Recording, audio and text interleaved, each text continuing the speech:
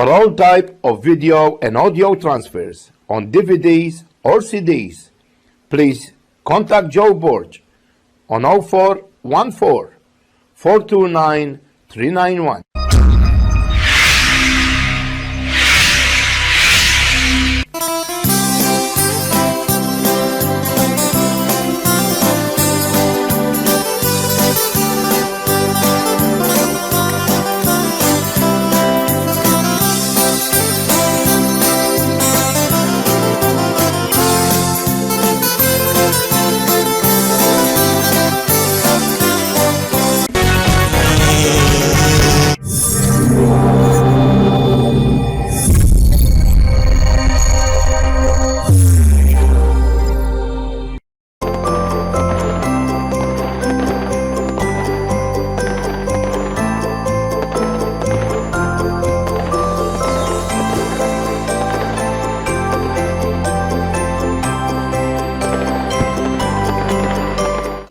Gday Maltaussies show.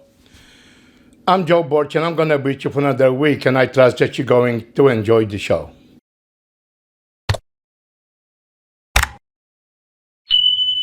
Sunday, we're going to have bingo at the Hamroom Club, 100 Jackson Street, Marsden Park. We're going to have free muffins, coffee, or tea, and we have 15 games, and you win good prizes, which is money. So all electronically, computerized. So when you come, enjoy playing the games and you win some money. Who knows? See you at 3:30.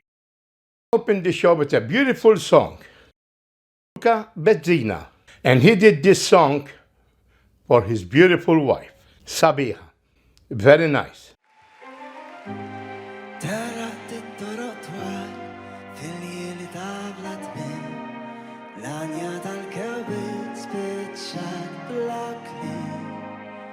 𝐒𝐚𝐭 id-dar ta' qamar ġdid wassalni ħdejk.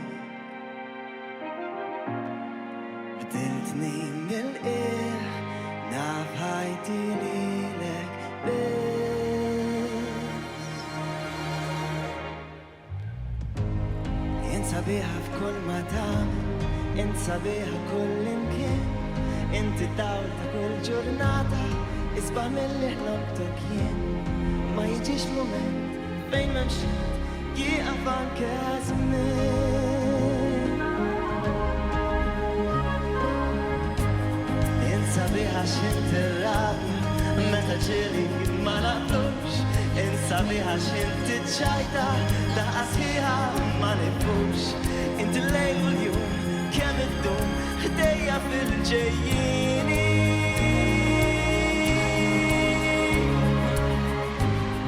Ma nafx kien xi destin illi ġabna bħal xulxin, u wisq differenti fl-istess ħin, bħal fjuri tal-hawn ieħor mill-istess blanzun. Kbirna flimkien, naf ħajti lilek biss. Int sabiħa f'kull ma tagħmel, int sabiħa kull imkien, inti dawl ta' kull ġurnata, isbaħ milli ħloqtok jien. Ma nixtiex mument fejn m'hemmx jieqaf anke żmien. Int sabiħa x'int irrabja meta ġieli ma naqblux, int sabiħa x'int iċċajta daqqa sħiħa ma nifhux.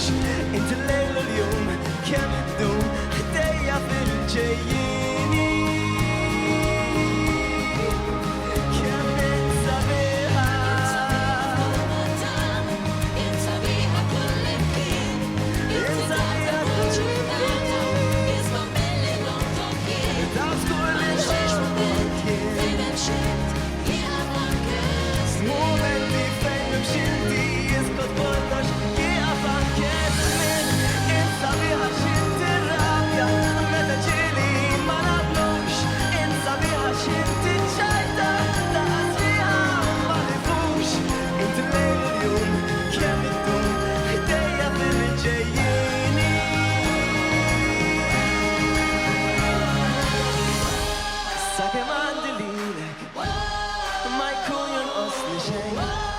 sakiem andililek ma jkun jonqosni xejn. Grazzi, grazzi ħafna.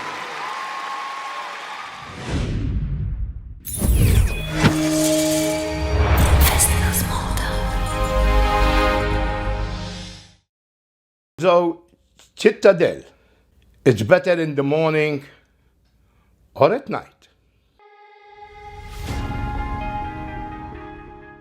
Hi everyone, welcome back to the channel. We are just doing a separate video to show you the Citadel at night, so come along with us. Oh yeah, oh yeah, oh yeah. Hey there, what you drinking? 2 shots, let's pour it out. I know what you're thinking, but tomorrow won't come for us. This life that we're living, ain't never gonna give it up. Double shot for the gifted, and one more for us. There you go, drink it up. All this love in a cup. Yeah, we go. That's such a nice picture. Matthew's just taking a picture there now. I don't know if you can see it as well in this light because that street light is shining, but it's really nice. And here is the Citadel. You need to be very careful walking up here because it's slippy even though it's actually dry just now. It's so pretty. In fact, the whole of Gozo, the little streets are pretty, aren't they? Even at night. Wow. It's even nicer up here.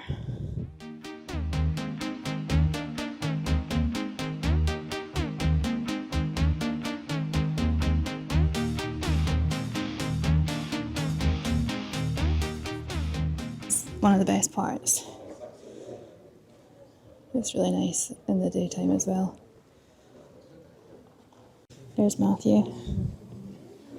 It's actually a lot quieter this time than it is during the day. It's nice that they still have the shops open at this time as well, isn't it? I actually thought a lot of the things would be closed. I mean, like the museum and stuff is. But like the shops and stuff, I thought would be closed. What time is it? It's about after 8? It's after 8 now, Yeah, so it's after 8. And it's a Saturday. And it's really quiet. Just because we've had dinner there. Yeah. You're walking up this hill. I know, we've just had dinner as well, so it's like... It's so much nicer at night. Well, it's cooler at night. Although it's warm today, it's still warm. But it's cooler than during the There's not a lot day. of people here during the day, but it's just so peaceful. Yeah. And if you haven't watched the vlog with the Citadel during the day, make sure you catch up with that one too so you can compare and see the difference. I think the light just makes it so much nicer at night, doesn't it? Although don't get me wrong, during the day the views are spectacular. But there's just something about night that makes it nice and peaceful. It's because it's like a religious place as well. Nobody speaks word. Yeah. It's nice. Something just to be wary of if you do come here at night. Some parts aren't lit up, and just the way that the footpaths are, even when it's not been raining, because it's been dry here the whole time we've been here. It's almost like polished stone by yeah. everyone's feet. So just be careful because it's quite slippy, and if you're not sure on your feet, either go with someone that is and you can hold on to them, or just, yeah, torch even. I mean, there's no one around here, they wouldn't know. But look at this view just now, I'll turn you around. That's amazing. We'll put some pictures up of this. Yeah, me that edits it, I'll put some pictures up because Matthew's said now. I can train you to edit it, Matthew. Oh wow, let's look at the sky. I really hope this is picking it up. It's so clear. You can see the stars as well. It's nice. And during the day, the outlook here is amazing. Just the greenery and everything. And this along here, just where Matthew is above him, you can walk all the way around and get the views as well. And that's what it's called. It's a panoramic walk, I think, which is on the maps as well if you get one. But it's just really peaceful. We came, if you've watched the first vlog, just before 12, which it was quieter. There was a lot more people, whereas now there's nobody. So it just depends if you want to see it during the day and don't mind some people, or at night. Matthew is on photo duty and video duty. We have mentioned in the other vlogs, he has got a new phone, so his phone's now better than mine. So that is why he's doing that. But it also helps because it's hard to vlog and to do all that. As well as we learned in our Disney vlog series, it's really hard. It's free to visit in here. So you literally, if you're visiting and you're staying in this area, you can come. 24/7. It's 24/7, yeah. Anytime you want. There's Matthew. The only thing that you do need to pay for if you want to is there's different tickets for like the visitor centre, the museum, there's the old prison. Yeah, the old jail. We actually still need to do that. We couldn't do everything at once when we came here during the day, so you do need to make time for it. It is part of the city sightseeing hop on, hop off bus, but I would probably do it separately because there is so much to see here. I don't mean waste time, it's not a waste of time, but I wouldn't use it if you're doing the hop on, hop off bus, because you will use a bit of your time where you can go and see other parts. But yeah, we keep walking. Yeah, Let's definitely go. recommend the Duke Hotel as well, location. Which will be on another one of our vlogs, so check that out too. It's a perfect location. It's in Victoria, right beside the Citadel. To show you for perspective the low lights that you really can't see here, and I think there's steps here. Is there? Yes, there is. So just be very careful if you're coming here at night, especially me, because I'm the type that would trip as well. But the other parts of the Citadel are lit up. It's just this bit here is not, and there's some more steps. I need to be careful. Well, if you're coming to Malta, or Gozo, certainly, you need to get used to the bells constantly going. It's almost like every 15 minutes, isn't it? It's a bit more lit up at this area, but again, the floor is still really slippy. There's lots of like perfect picture opportunities like this one here. Don't know if this does it any justice, but it's very pretty. Does it give you like it's peaceful but a wee bit creepy? No, easier. No, I don't mean creepy, not creepy, but just because it's so quiet. Just watching because there's steps here. You as just well. know things have happened. Oh, maybe. Oh, the gavels. Go for it. I actually didn't see this. Are they not? You can just... Oh, almost got a good one there, Matthew. Tripping. No, your head's not going to fit through there.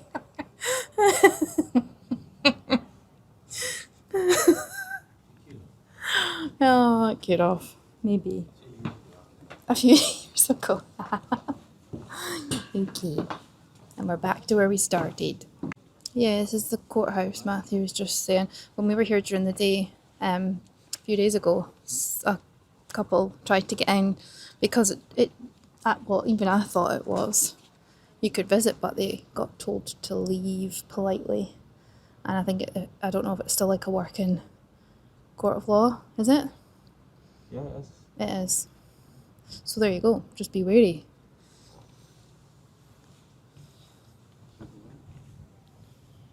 Be prepared to get chucked out.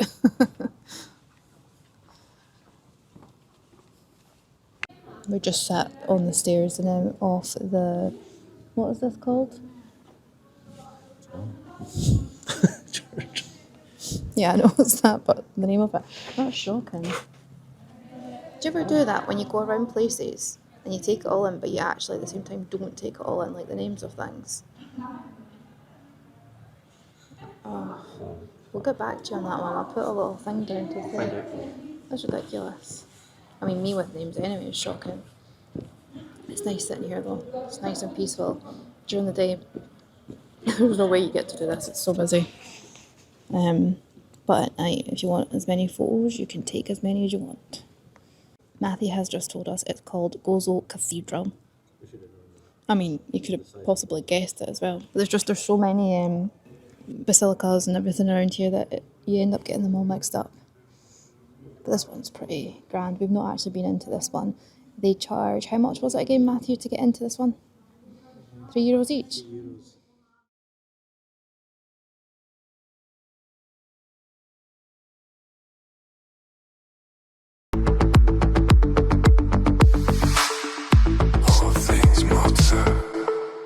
recently got asked if Malta was still worth moving to. A few years ago, my answer would have been a resounding yes. Today, the answer is a lot more complicated, and that's because Malta has changed and changed fast. The cost of living has soared, the rules have tightened, and there are issues happening right now that almost nobody talks about until they're already in Malta and dealing with them. Is it still worth moving to begin anew? Discover the answer. So in this video, I'm going to walk you through what's actually changed, who Malta still works for, and the real problems you need to know about before you book that one-way ticket. First, let's set the context. Malta in 2026 is not the Malta of 2019 or even 2022. So let's start by what has actually changed over the last year or two.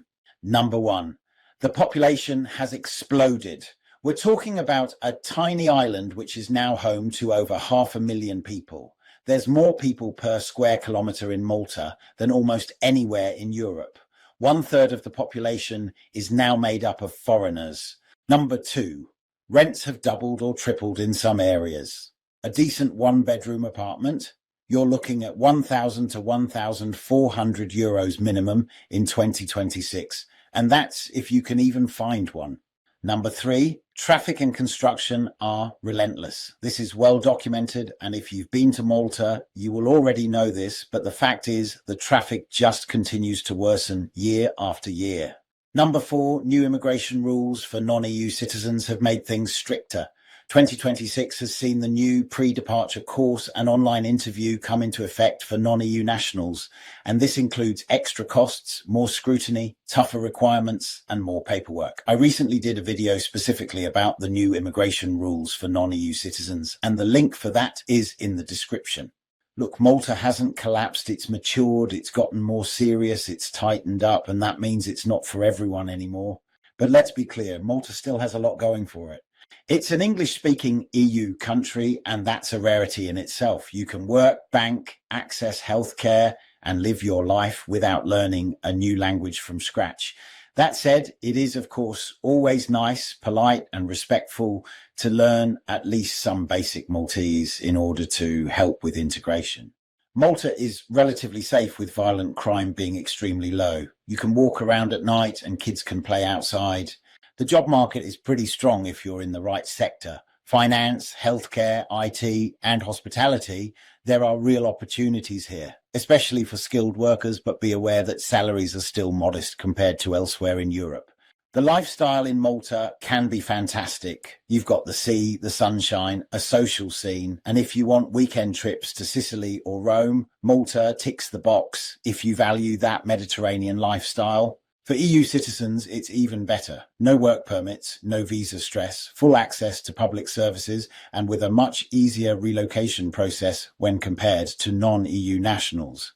And for retirees, many of them absolutely do thrive in Malta. Stable income, lower taxes, warm weather, and good healthcare, especially if you go private. Malta can be perfect for that stage of life.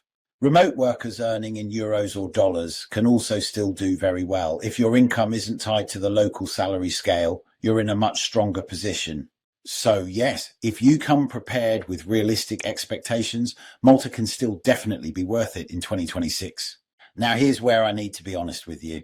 If you're coming on a low salary, let's say under 1,500 euros a month net, Malta is going to be hard. Your rent alone could eat over half of that. Add food, transport, utilities, and other essentials, and you're going to struggle. If you're expecting cheap Mediterranean living, you're about 10 or so years too late. Malta is expensive now, and 2026 will only see the cost of living rise further. With that said, Malta is still more affordable than most of Northern and Western Europe, with most of the key savings coming from the fact there is no council tax or TV license, and with cheaper overall heating bills. For non-EU citizens, there are extra layers of difficulty that people don't talk about enough. Let me give you 3 examples that are happening right now. First, banking. If you're non-EU, opening a bank account can be a nightmare. Some banks just say no, even if you have a work permit, while others will take months to open an account. And you really do need a bank account for everything: salary, rent, bills. I've seen people stuck for 3 months just trying to get an account opened. Second, schools. If you have kids, listen carefully. International schools such as Verdela and QSI can have wait lists that are now 1 to 2 years long in 2026. People are arriving in Malta and finding out there's literally no space for their children, and private schools charge 8,000 to 15,000 euros per year per child. If you're not prepared for that, you're in trouble. Third, healthcare. Yes, Malta has public healthcare, but the wait lists can be months long, even for specialists. Most expats end up paying for private insurance anyway, and that means an extra 100 to 300 euros per month on top of everything else. Then there's the rental market, and I need to say this plainly. There is discrimination. If you're not from the EU, especially if you're from certain countries, you will encounter landlords who ghost you, agents who ignore you, or listings that say Europeans only. It's real, and I know this because I've seen it for myself. And so, yeah, you need to be aware of this. The driving license situation is another potential trap. If you're non-EU, you have 12 months to convert your license, but the trouble is that appointments are now booking up to 6 months out. If you ignore or forget to make an appointment regarding the driving license in your first few months, there's a risk you'll miss that window. Miss the deadline and you'll have to retake everything.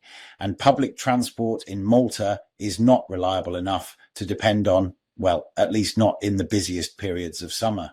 And then there's just the island itself. It's small, it's crowded, it's noisy. If you need nature, space and quiet, well, Malta will feel suffocating. Some people love the energy and the vibe, but others don't and can't wait to leave. None of this makes Malta bad. It just means Malta is not universal and it isn't for everyone. So let's cut through the noise. Who should still consider Malta? You're a retiree with stable income. You can afford private healthcare. You're not dealing with work permits. You want sunshine and safety. Malta can be great for you. You're a remote worker earning solid money abroad. You're not competing with local salaries. You can afford rent and you get to enjoy the lifestyle perks. You're a skilled EU citizen, no visa stress, strong job market and full access to services. You're in the best position. Now for the cautions. Are you a non-EU national without strong employer support? If so, proceed carefully. The admin, the costs, the housing bias, it adds up fast. Are you expecting low-cost living or you're on a tight budget? Malta might not be realistic for you right now. Do you have kids and haven't secured school spots yet? I'd highly recommend you do not move until that's locked down. How do you decide if Malta is right for you? Ask yourself, what's my realistic monthly budget? Not aspirational, but realistic. Can you cover 1,200 plus euros rent and 300 plus euros in food, utilities, insurance and transport? Am I EU or non-EU? Because your experience will be completely different. Am I coming short term or long term?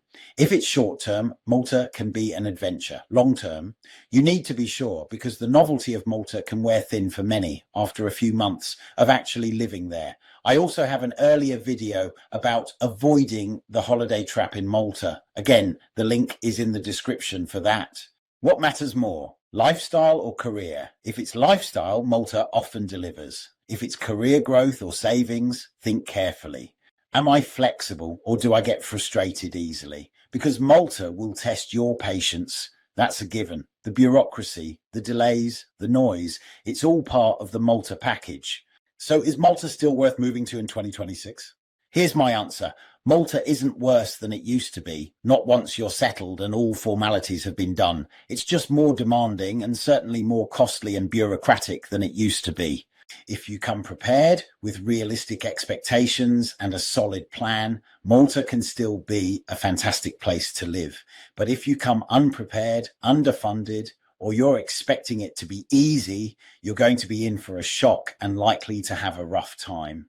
So yes, in conclusion, Malta can still be worth it in 2026, but only if you come with open eyes. Thanks for watching. Be sure to check out our website if you're looking for more information and resources about relocating to Malta, or if you want to book a video consultation or purchase one of our handy ebook guides.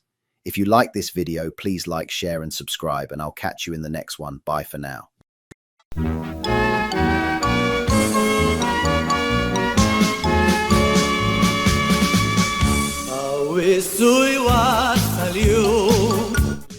Aħsbu bil-qoddim għal dan it-tur, għax jiddispjaċikom jekk ma tibbukkjawx issa. Trip għal Melbourne għal festa ta' Santa Lina ta' din is-sena. Sur Joe BORG tal-Gday Maltaussies Show qed jorganizza dan it-trip bil-coach 5-star te u kafe u refreshments intom sejrin li jinkludu free bingos u tieħdu ħafna pjaċir intom u niżlin minn Sydney. Għandkom 3 lieli accommodation fil-Crest Hotel St. Kilda. Buffet dinner il-ġimgħa fil-għaxija fil-Roxbury Park Hotel. Hot buffet breakfast fil-hotel il-ħadd u t-tnejn. Is-sibt morru idduru fil-Victoria Malta. Buffet lunch is-sibt fil-Roxbury Park Hotel. Il-ħadd idduru dawra ma' Melbourne.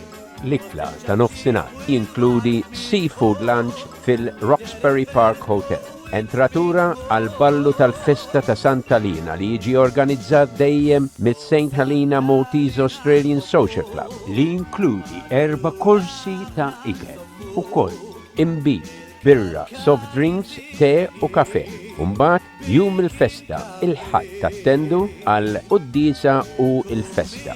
Wara il-purċissjoni tal-festa ikun hemm entratura bla ħlas fis-sala għaċ-ċelebrazzjonijiet u sfin.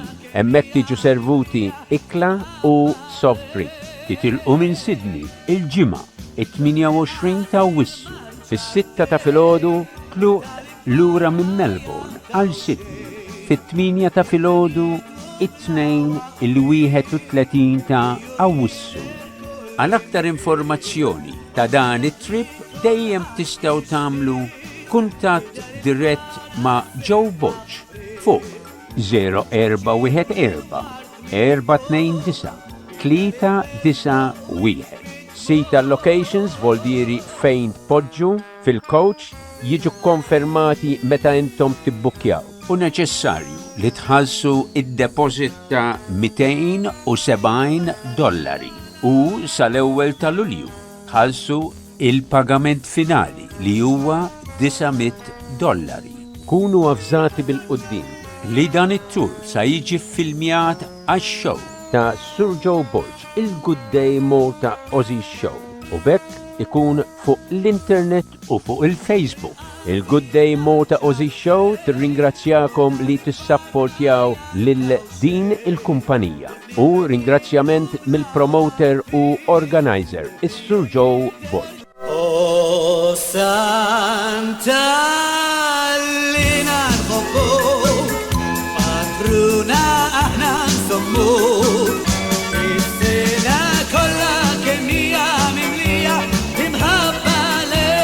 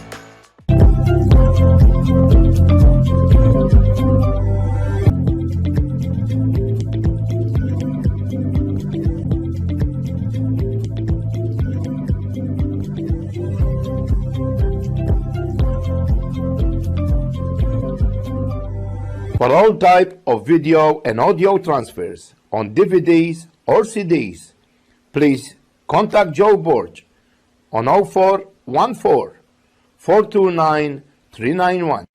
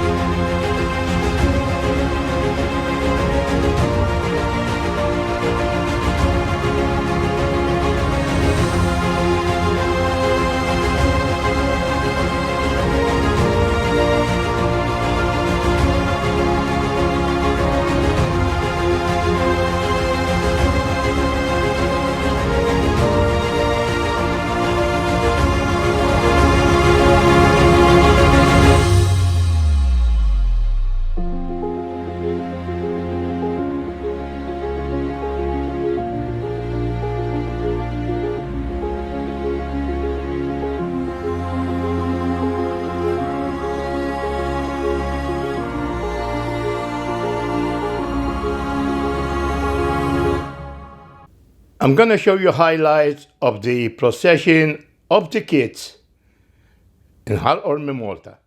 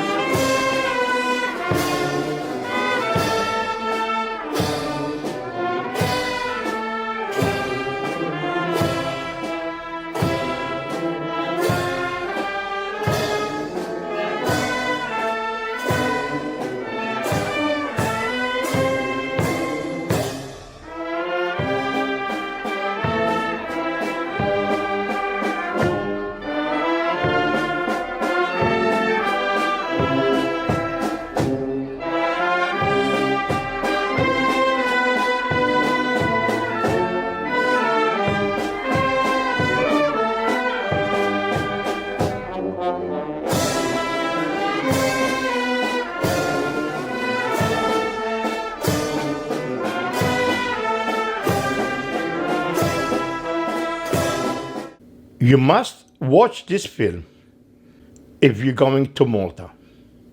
The real cost of living and touring the beautiful Malta. The important point is not the exact number. The important point is the shape. In many countries, the solo budget is built from many medium expenses. In Malta, one line dominates the whole budget. Rent is the big boss level. Everything else is small enemies running around the screen. Food matters, transport matters, internet matters, but rent decides whether Malta feels reasonable or ridiculous. Family budget reality. For a family, Malta becomes a different island. A family of 4 can live in Malta, but the budget needs more discipline, not fear. Discipline. A frugal family budget might start around 2,200 to 2,400 euros in cheaper areas and closer to 2,800 to 3,000 euros in central locations. An average family life is more likely around 3,200 euros in Gozo, 3,400 euros in suburban Malta, and above 4,000 euros in central areas. Comfortable family life can go far above that, especially with private school, international school, car costs, activities, and a home large enough that nobody has to hold a family meeting inside the hallway. The family budget has 3 pressure points: housing, school, and transport. State education can keep costs under control. Public healthcare can help. Free transport for residents can help. But once you add private school or international school, Malta changes category. Private or international education is not a small upgrade. It is a second rent wearing a school uniform. For families, the question is not simply, can we afford Malta? The better question is, can we afford the version of Malta we are imagining? Because a family in Gozo using public services and a family in Sliema with private school are not living in the same budget universe. The internet test. For a tech person, there is one practical question after rent. What about internet? Malta is not some forgotten island where you send emails by bottle. Telecom is developed, and the main names you will see are Go, Melita, and Epic. As a basic household number, internet and mobile can often sit around 35 to 70 euros per month, depending on whether you are alone or with family, and how many mobile plans and services you bundle. For example, Go's home packs can start around the high 20s per month for a 300 megabits per second plan, while faster bundles can move into the 30 to 40 euro range after promotions. Melita's internet page also shows that installation details matter. A 24-month contract can have a smaller installation fee, while monthly contracts can cost more upfront. This is a small but useful Malta insight. The monthly price is not the whole price. You need to check the contract length, installation fee, paper bill charge, direct debit discount, router or Wi-Fi add-ons, and whether the attractive first months later become a more ordinary bill. For remote workers, this is not a cosmetic line. If your internet fails during a client call, Malta does not feel like a Mediterranean dream. It feels like a small island with a very large problem. When I think about Malta as an IT relocation option, I do not imagine only the sea. I imagine whether I can run projects, calls, systems, uploads, invoices, and client work without turning every week into a connectivity ritual. The island can support digital work, but as always, the devil lives in the contract. Food without romance. Now, food. This is where I have to be honest. Malta did not fully win me through the kitchen. Maybe I missed the right places. Maybe I ate like a tired tourist. Maybe my expectations were too Italian. But in 2018, the food often felt more practical than romantic to me, sometimes closer to fast food than the Mediterranean table I had imagined. And this matters for relocation. Because you do not live in a country only through its tax system. You live through Tuesday dinner. In 2026, basic supermarket prices are not shocking by European standards, but Malta is still an island. Imports matter, logistics matter, convenience costs. A simple local basket might look like this. Milk around 1.17 euros per liter, a 500-gram loaf of bread around 1.17, a dozen eggs around 3.50, chicken fillets around 8.68 per kilo, apples around 2.86 per kilo, tomatoes around 2.90, potatoes around 1.75. A cappuccino is around 2.50. An inexpensive restaurant meal is around 15 euros. A fast food combo can be about 10 euros. Dinner for two in a mid-range place can easily be around 75 euros. So if you cook at home, food can be controlled. If your lifestyle is, I deserve a restaurant today 4 times per week, Malta will calmly agree and then forward the invoice. For one person, groceries may be around 280 to 350 euros monthly with normal habits. For a family, maybe 800 to 900 euros, sometimes more. This is the difference between island life as lifestyle and island life as logistics. The bus lesson. Transport is one of Malta's strongest and weakest points at the same time. Strong because the bus network is real, and for residents with a 𝐭𝐚𝐭 card, many routes can be free. Weak because free does not always mean smooth. I remember appreciating the bus infrastructure when I visited. It made the island feel accessible. You could move around without a car, reach beaches, cross towns, understand the geography through routes. But I also remember that cash change situation with the driver. It was funny later, less funny in the moment. That little scene is useful because it shows the bigger relocation lesson. Systems work best when you belong to them. As a tourist with cash, you are friction. As a resident with the right card, you are part of the system. This applies everywhere in Malta. Transport, healthcare, utilities, schools, documents. The more you are registered correctly, the cheaper and easier life becomes. If you live centrally and use buses, your transport budget can be tiny. If you live farther out with kids and school logistics, a car may become hard to avoid. Petrol is around 1.34 euros per liter. Not terrifying, but a car is never only petrol. It is insurance, road license, parking, maintenance, depreciation, and the psychological cost of traffic on a small island where distances look short until everyone else also decides to move at the same time. In Malta, 10 kilometers can be a number on a map or a small documentary about patience. Utilities. Fight quietly. Utilities are another hidden detail. Electricity and water in Malta are not only about consumption, they can depend on correct registration, whether the place is treated as residential, and how many people are registered on the account. This sounds boring.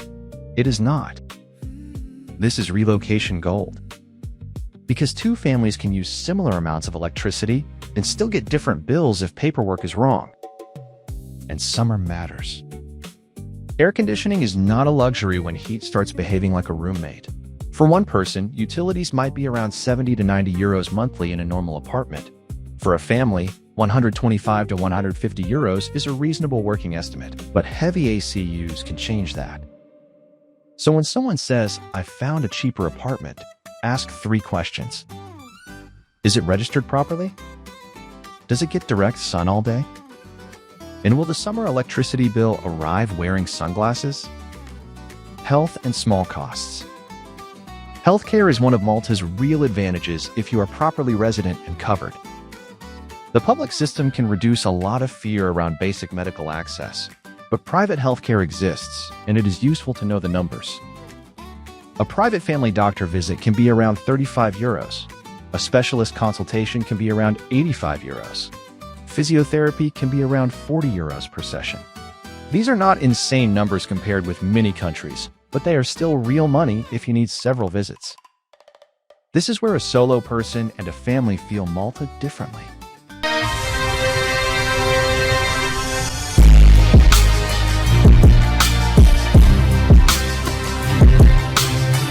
For those people who can't get the Facebook, if it's on their job board, jew inkella on their Gday Maltaussies show. I can understand why. But if you can't tell the others to click on follow, simple. Just click on follow and it shouldn't be any problem. The 𝐭𝐚𝐭 Club in Sydney present San Gaetano, Dinner Ball and Festa. Dinner dance on Saturday, 8th of August. The Maltese concert band and also Charlie Muscat. Then we have Sunday, 16th of August with a mass followed by the statue of San Gaetano. Will be out also and there for you to look at as well. Entertainment by Charlie Muscat and of course the Maltese concert band, and it's free of charge on that festa. For the dinner ball, the members $70 and guests $75, including 4-course meal, spirits and wine, beer, etc. For tickets or more details, please ring Joe BORG on 0414-429-391. I trust that you'll enjoy the show, and until we meet again next week, God bless. Good day, Maltese Show.